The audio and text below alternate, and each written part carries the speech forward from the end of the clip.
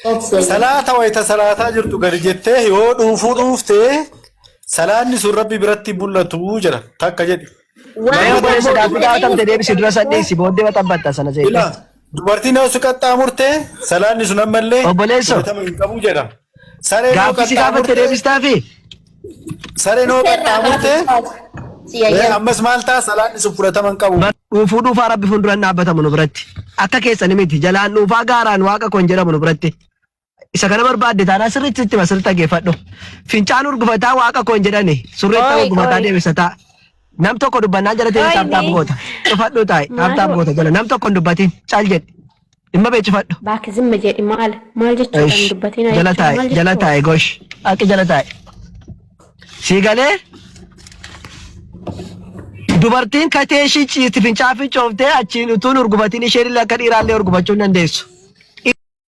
Isa fincaa ishee si fincaa waaqa koo jette siite. Tole akkasitti waaqa fuuldura dhaabbatamu. Dhuufaa waaqayyo fuuldura dhaabbannuti qulqulluu keenya la. Si galee qulqulluu dhalanne qulqulluu keenyatu rabbi fuuldura dhiqatee dhaabbata sir'aata qaba sir'aati yaalloo imnat ነው.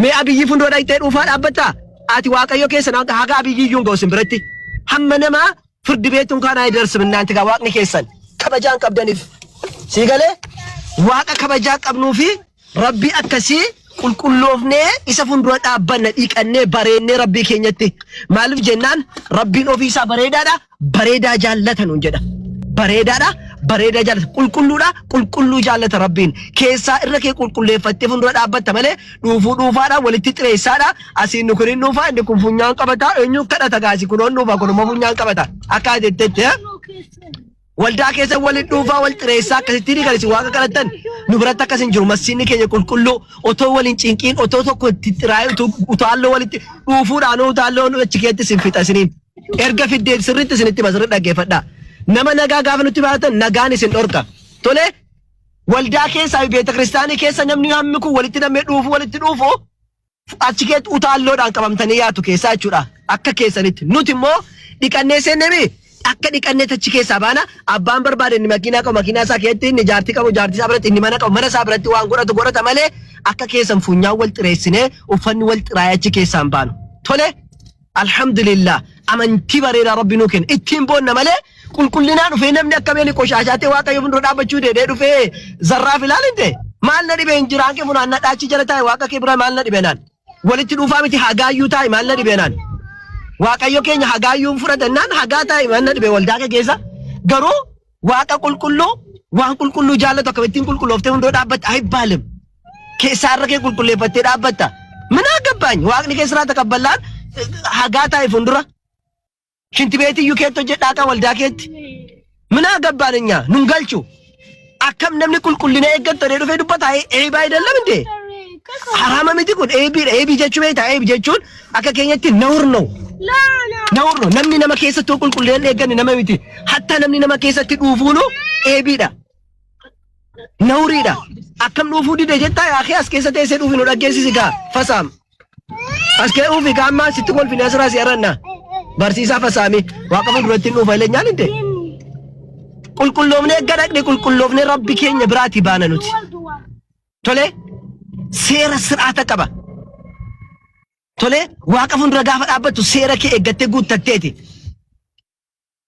akkasumatti wal xireessaan dhaabbatan waaqa bira dhuufuu kee fuunfattamoo waaqayyo kadhatta qateeshiniin kee lama ta'a ufuun kontiraa qalbiin kee yuddomee qaxxatama moo namni duubaan na baqataa jira namni baqataa jiru waan beenu naasofsiisiidha namni funyaasaa qabataa ramo qabataa jiru itti naga jettee waaqayyo gooftaa Yesuus Kiristoos galanni siif haa ta'u jechaa xarr naa gootu ለምን አልፈሳም ለእንደ እየለመነ ምን ማለት ነው inni si duubaa akkamittiin gaafu dhuufuu kee dhaggeeffatamoo waaqayyo kadhata tu wallaahi alazim min ayna ሰዎች ናቸው ግን akkamittiin qulqullina eegganna jedhee dubbata namni lammata waan akkasii dhuftee dubbanna wallaahi akkatti sin quncisaan waa'ee qulqullinaaf ta'inaa seenaa